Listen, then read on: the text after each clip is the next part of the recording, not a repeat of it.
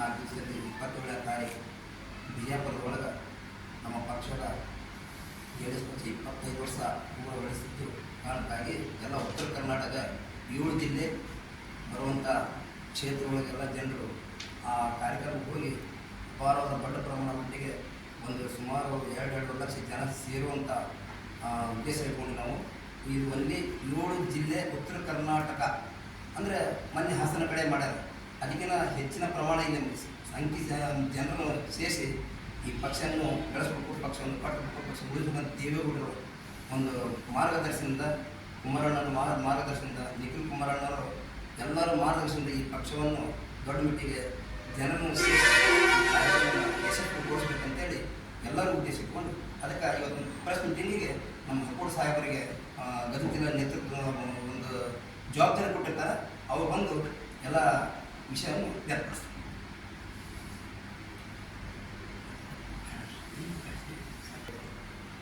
ಭಾಗವಹಿಸುತ್ತಿರುವಂಥ ಸುದ್ದಿ ಮಾಧ್ಯಮದ, ಕೃಷಿ ಮಾಧ್ಯಮದ ಬಂಧುಗಳೇ ಮತ್ತು ನಮ್ಮ ಪಕ್ಷದ ಮಾನ್ಯ ಜಿಲ್ಲಾ ಅಧ್ಯಕ್ಷರಾಗಿರ್ತಕ್ಕಂಥ ಸನ್ಮಾನ್ಯ ಶ್ರೀ ಗೌಡರು, ಬಹುಶಃ ನೀವಾಗಲೇ ಸಾಕಷ್ಟು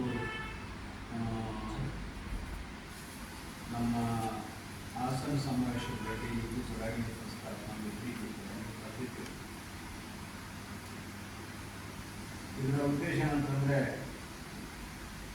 ನಮ್ಗೆ 25 ವರ್ಷ ಆಯಿತು ನಮ್ಮ ಪಕ್ಷ ಏನು ಕಟ್ಟಿ ಬೆಳ್ಳಿ ಮಹೋತ್ಸವಕ್ಕಾಗಿ ಮಾಡ್ತಾ ಇದೆ. ಅದ್ರ ಜೊತೆಯಲ್ಲಿ ನಾವೊಂದು ಸಮಾವೇಶ ಮಾಡಬೇಕು. ಯಾಕೆ ಸಮಾವೇಶ ಮಾಡಬೇಕು ಅಂತಂದರೆ ಇದು 2.5 ವರ್ಷ ಈ ಸರ್ಕಾರ ಆಡಳಿತ ಮುಗಿಸಿದೆ. 2.5 ವರ್ಷ ಮುಗಿಸಿ 3 ವರ್ಷದಲ್ಲಿ ಅವರು ಇದ್ದಾರೆ.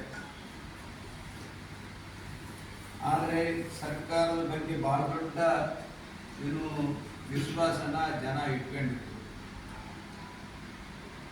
ಜನಗಳ ಎಲ್ಲ ವಿಶ್ವಾಸಗಳನ್ನು ಹುಸಿಯಾಗಿದೆ ಅಂತೇಳಿ ಈ ಸಂದರ್ಭದಲ್ಲಿ ನಾವು ಜನಗಳಿಗೆ ಹೇಳ್ಬೇಕಂದ್ರೆ ಜನಗಳಿಗಾಗಿ ಬಹಳ ಸಂಕಷ್ಟದಲ್ಲಿರ್ತಕ್ಕಂಥದ್ದು ನಾವು ಈಗ ನೋಡ್ತಾ ಇದ್ದೀವಿ. ಬಹಳಷ್ಟು ತಾವು ಪತ್ರಿಕೆಯಲ್ಲಿ ವಿತರಿಸಿದ್ದೀವಿ.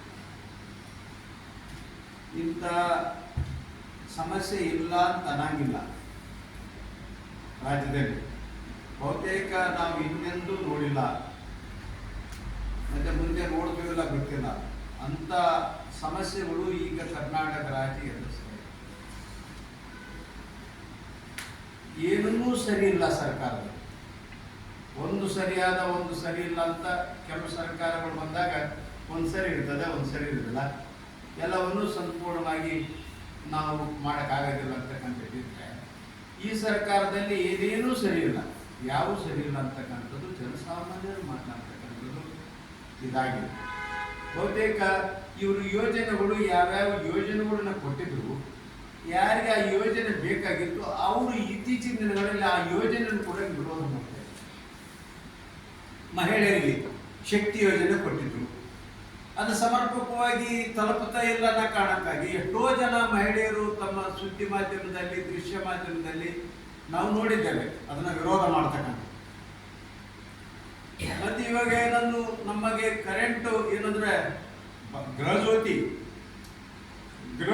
ಕೊಟ್ಟಿದ್ದೀವಿ ಅಂತ ಹೇಳಿದರೆ, ಮೊದಲು ನಾವು ಕೊಡಗಿ ನಮ್ಮ ಜನತಾದಳ ಅಧಿಕಾರ ಇದ್ದಂಥ ಸಂದರ್ಭದಲ್ಲಿ, ಸನ್ಮಾನ್ಯ ಶ್ರೀ ಹೆಗ್ಗಡೆ ಅವರು ಅಧಿಕಾರದಾಗಿದ್ದಂಥ ಸಂದರ್ಭದಲ್ಲಿ ಭಾಗ್ಯಜ್ಯೋತಿ ಸ್ಕೀಮ್ ಅಂತ ಮಾಡಿದ್ದೀವಿ. ಅದು ಬಹಳ ಕಡಿಮೆ. ಅವತ್ತಿನ ಸಂದರ್ಭದಲ್ಲಿ ಮನೆಗಳೇ ಇರ್ತಕ್ಕಂಥವ್ರು, ದಲಿತರು, ಹಿಂದುಳಿದ ವರ್ಗ ಬಹಳ ಕಡಿಮೆ ಇತ್ತು. ಮತ್ತು ಅದು ಬಳಸ್ತಕ್ಕಂಥದ್ದು ಕೂಡ ಕಡಿಮೆ ಆಗಿತ್ತು. ಅವಾಗಲೂ ಕೂಡ ನಾವು ಫಸ್ಟು ಫ್ರೀ ಯಾರಾದರೂ ಕರೆಂಟ್ ಕೊಟ್ಟಿದ್ರೆ ಅದು ಜನತಾದಳ ಅಂತಕ್ಕಂಥದ್ದು ನಾವು ಇವತ್ತು ತಮ್ಮ ಗಮನಕ್ಕೆ ಕೊಡಬಯಸ್ತೀವಿ. ತಮಗೂ ಕೂಡ ಇದು ಗೊತ್ತಿದೆ ಅಂತೇಳಿ ನಾನು ಭಾವಿಸ್ತೇನೆ. ಈಗ ಇವ್ರೇನಂತ ಹೇಳಿದ್ರು, ಮಾನ್ಯ ಮುಖ್ಯಮಂತ್ರಿಗಳು, ಮಾನ್ಯ ಉಪಮುಖ್ಯಮಂತ್ರಿಗಳು